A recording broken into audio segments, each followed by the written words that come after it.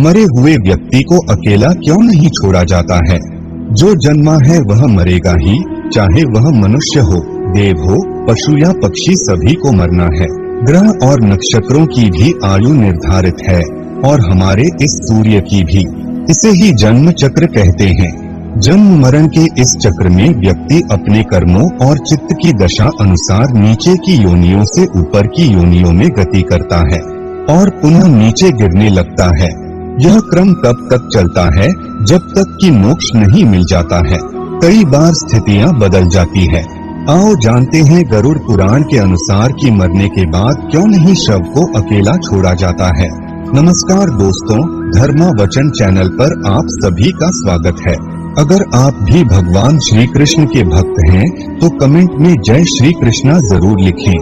तो चलिए शुरू करते हैं आज की प्रस्तुति। नंबर 1, सूर्यास्त के बाद हुई है मृत्यु तो हिंदू धर्म के अनुसार शव को जलाया नहीं जाता है।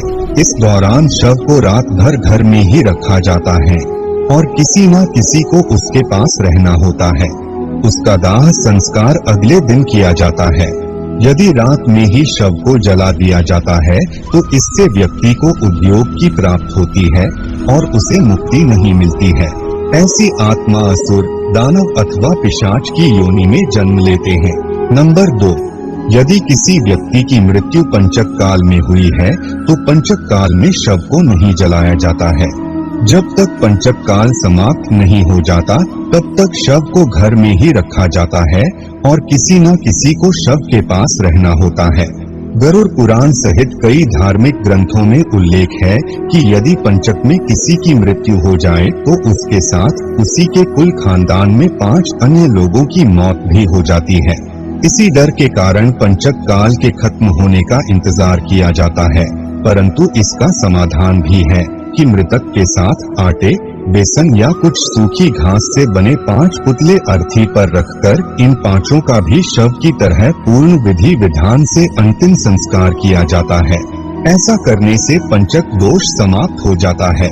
नंबर 3, यदि कोई मर गया है परंतु उसका दाह संस्कार करने के लिए उसका पुत्र या पुत्री समीप नहीं होकर कहीं दूर है तो उनके आने का इंतजार किया जाता है।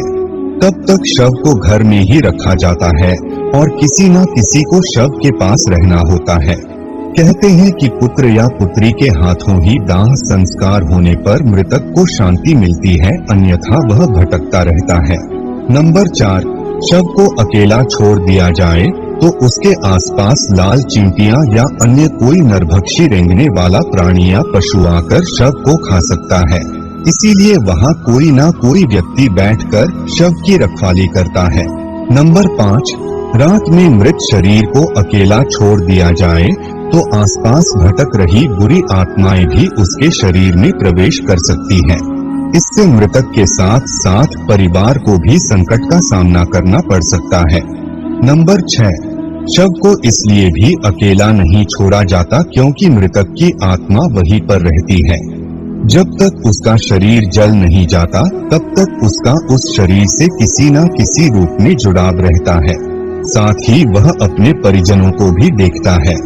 अकेला छोड़ दिए जाने से उसका मन और भी ज्यादा दुखी हो जाता है।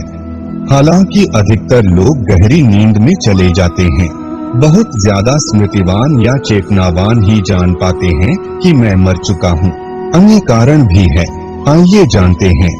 नंबर 1, यह भी माना जाता है कि यदि ज्यादा समय हो जाए तो शव से निकलने वाली गंध के चलते कई तरह के बैक्टीरिया भी पनपने लगते हैं और मक्खियां भी भिनभिनाने लगती हैं। इसीलिए वहाँ इस दौरान अगरबत्ती की सुगंध और दीपक भी जलाया जाता है। नंबर 2, यह भी कहा जाता है कि शव को अकेले छोड़ने से कई लोग जो तांत्रिक कर्म करते हैं उनके कारण भी मृत आत्मा संकट में पड़ सकती है। इसीलिए भी कोई ना कोई शव की रखवाली करता रहता है। नंबर 3, शव के आसपास जगह को साफ सुथरा किया जाता है और धूप के साथ ही दीपक भी जलाया जाता है ताकि वहाँ दूर तक उजाला फैला रहे। इसका भी यह कारण है कि मृतक कहीं अधोगति में नहीं चला जाए, क्योंकि रात्रि के अंधकार में अधोगति वाले कीट पतंगे, रेंगने वाले जीव जंतु और निशाचर प्राणी ज्यादा सक्रिय रहते हैं। उस दौरान आत्मा यदि गहरी तंद्रा में है तो उसके अधोगति में जाने की संभावना भी बढ़ जाती है। उल्लेखनीय है कि भीष्म पितामह ने अधोगति से बचने के लिए ही सूर्य के उत्तरायण होने का इंतजार किया था। उत्तरायण में प्रकृति और चेतना की गति ऊपर की ओर होने लगती है। पुराणों के अनुसार व्यक्ति की आत्मा प्रारंभ में अधोगति होकर पेड़ पौधे कीड़े पतंगे पशु पक्षी योनियों में विचरण कर ऊपर उठती जाती है और अंत में वह मनुष्य वर्ग में प्रवेश करती है। मनुष्य अपने प्रयासों से देव या द्वितीय वर्ग में स्थान प्राप्त कर सकता है। तो दोस्तों, आज के लिए बस इतना ही उम्मीद करते हैं हमारे द्वारा दी गई जानकारी आपको पसंद आई होगी। तो मित्रों, अगर यह वीडियो आपको पसंद आई हो तो लाइक और शेयर जरूर कीजिएगा।